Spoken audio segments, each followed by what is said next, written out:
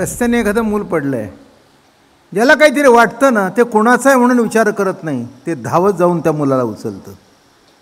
आणि दुसरा म्हणतो कशाला जायचं, त्याची आई मागे असेल की नाही, आई गाढव अक्कल नाही का, आपल्या मुलावर लक्ष ठेवता येत नाही का.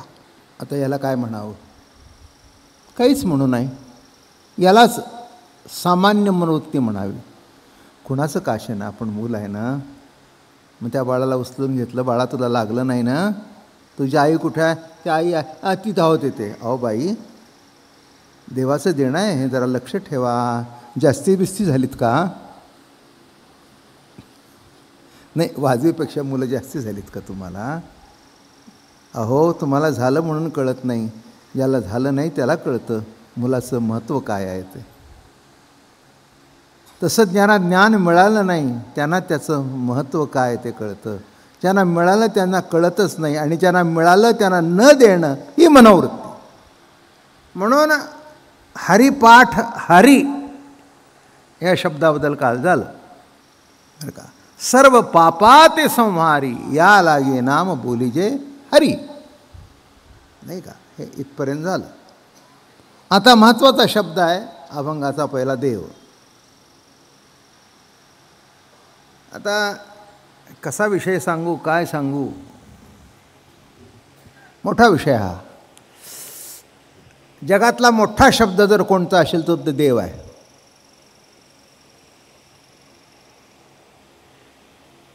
बरं का. जगनिर्मिती झाल्यापासून हे निर्माण कोणी केलं, हे कसं झालं, हे काय आहे, याच्या मागे कोणी आहे का, याचा विचार कोणीही कधी केला नाही.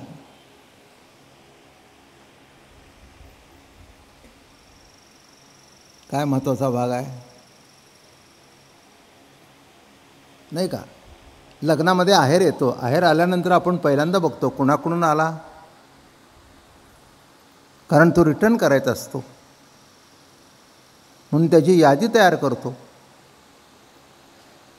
काय बरोबर आहे ना, अगदी बरोबर आहे, काही नाही. तसं एवढं जग निर्माण झालं, पण कोण आहे, कोण आहे, कोण आहे. हे बघा असं आहे की वेदाच्या रचनेचा काळ कोणता, असा एक भाग प्रश्न येतो. आता आरामात आहे तेव्हा तुम्हालाही वेद वाचण्याचा अधिकार नाही, मलाही नाही. काही लोकांना थोडे असेल, आणि असेल त्यांना येत नाही. एवंच आपण शून्यावर येऊन पोचलो. पूर्वी काही पाळणे नव्हते, तर झोळी होती, असे ते बांधायचे आणि त्या झोळीमध्ये हलवायचं आईने. आता पाळणे सुंदर झाले लोखंडाचे, मग पण त्याचं जे पहिलं असतं त्याचं कौतुक असतं बरं का. मला सांगा, इथे बसलेली मंडळी, आता तुमच्या हातात चांगली घड्याळ आहेत, पण शाळेत असताना वडिलांनी जे पहिलं घड्याळ घेऊन दिलं, काय अशोकराव, त्याच्याकरता तुम्ही शोक करत होता. पण पहिलं घड्याळ म्हटल्यानंतर अशोक, शोकच नाही. काय गंमत आहे, काय त्या घड्याळाचं महत्त्व, काय त्या घड्याळाचं महत्त्व, काय काय महत्त्व. हो, हे मला माहिती आहे ना. मला घड्याळ घेऊन दिल्यानंतर अहो काय सगळ्यांना. बरं, एकुलता एक नातू, त्यामुळे प्युअर गोल्डचं घेऊन दिलं, आणि त्याच्यावर लिहिलं होतं की ह्याला काही खेळ झालं तरी काही फुटत नाही, तुटत नाही. आम्ही चौथ्या मजल्यावरून खाली फेकलं. ज्याच्या पुढे बसलाय ना त्याची अक्कल बघा तुम्ही. वेदाचा अधिकार सर्वांना नव्हता, ब्राह्मण, क्षत्रिय आणि वैश्य एवढ्यांनाच होता. म्हणून त्यातल्या त्यात अभ्यासू ब्राह्मणच. बरं, त्यातल्या त्यात वैदिक किती, हाही पुन्हा प्रश्न आहे. वेदाचा अभ्यास करतो तो वैदिक, पुराणाचा अभ्यास करतो तो पुराणिक, यज्ञ करतो तो याज्ञिक. त्याच्यामध्ये सुद्धा कॅटेगरी आहेत ना. तसं किती वैदिक, कितीना वेद पाठ आहेत, कितीना वेद माहिती आहे, आणि पाठ असला तरी त्याचा अर्थ कुणाला माहिती आहे, आणि अर्थ माहिती असला तरी गर्भित अर्थ किती जणांना माहिती आहे. एक तर तिघांना सांगायचं, इथे संकुचित झालं. एक तर भाषा अवघड म्हणून कळेना, व्याकरण अवघड म्हणून कळेना. आता कळायचं कसं? आणि पुन्हा ज्ञानाचं भांडार म्हणायचं. काय झालं? काय म्हणायचं? अरे पण ज्ञानाचं भांडार जरी मिळालं तरी लॉकरची चावी पाहिजे ना, नंबर माहिती पाहिजे ना. काय म्हटलं मी? हा दृष्टांत तुम्हाला कळेलच नाही का?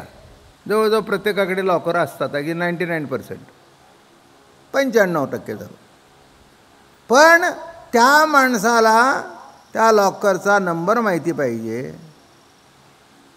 एक कोड वर्ड दिलेला असतो आणि सही जुळली पाहिजे आणि नंबर जुळला पाहिजे. हे सगळं तिथे लिहून सही करतात, ते बघतात. आणि एक चावी त्यांच्याकडे आणि एक चावी तुमच्याकडे. बरोबर आहे ना?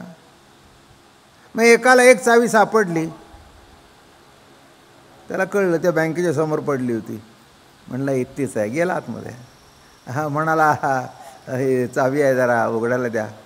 ते म्हणले, नाव काय तुमचं? कोडवर्ड काय? लॉकरचा नंबर काय? काय सांगता येतं आहे? जरा यांना बसवून ठेवा, आता पुढचं सांगायची गरज नाही. अहो, जी चावी तुमची नाही, ज्या चावीची मालकी तुमची नाही, ज्या ड्रॉवरची मालकी तुमची नाही, लक्षात ठेवा, चावी जरी मिळाली तरी तो योग्य नंबर आणि योग्य नाव, योग्य सही असल्याशिवाय खण उघडता येणार नाही. तसं अधिकार नव्हता हा एक भाग झाला, आणि ज्यांना होता त्यांना तितकासा अर्थही कळत नव्हता. म्हणून वेद मोठा आहे, वेद मोठा आहे, वाद नाही. जे काही पहिल्यांदा झालेलं असतं ते मोठंच असतं. म्हणून जे पहिलं मूल होतं त्याचं जेवढं कोडकौतुक होतं तेवढं दुसऱ्याचं होत नाही. त्याच्याकरता सगळ्या सेकंड हँड वस्तू असतात. पहिला पाळणा,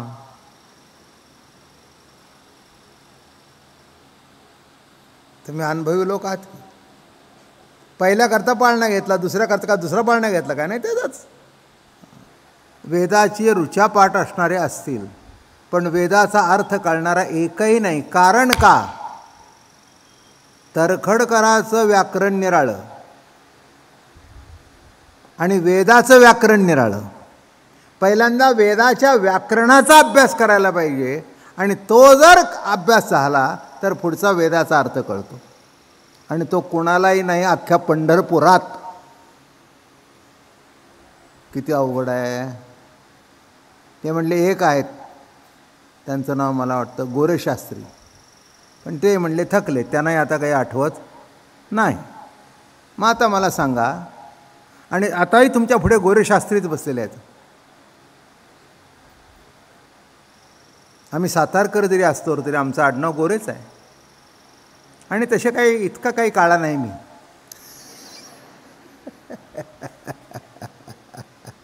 असो, जरा वारीहून आल्या कारणाने रंग बदललेला आहे आणि बदलावाच लागतो.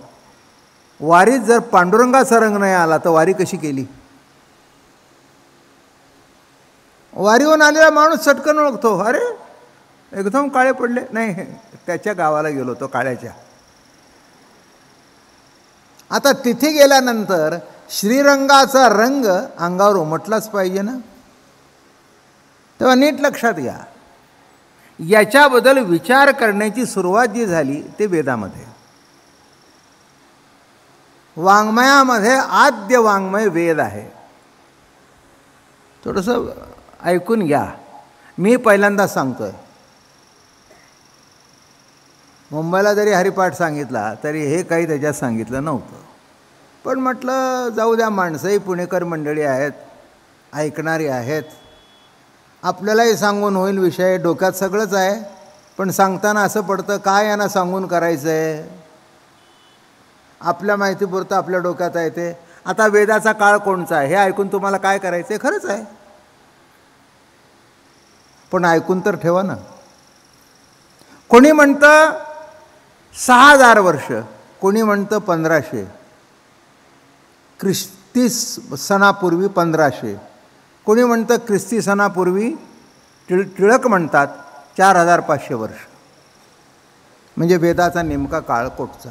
भारतामध्ये हिंदू धर्मामध्ये वेदाला आद्य ग्रंथ मानलेला आहे की ज्याच्यापासून सर्व ग्रंथांची निर्मिती झाली. फक्त एकच भाग याच्यात असा आहे की वेदाचा अधिकार सर्वांना नव्हता म्हणून त्याचा प्रचार झाला नाही.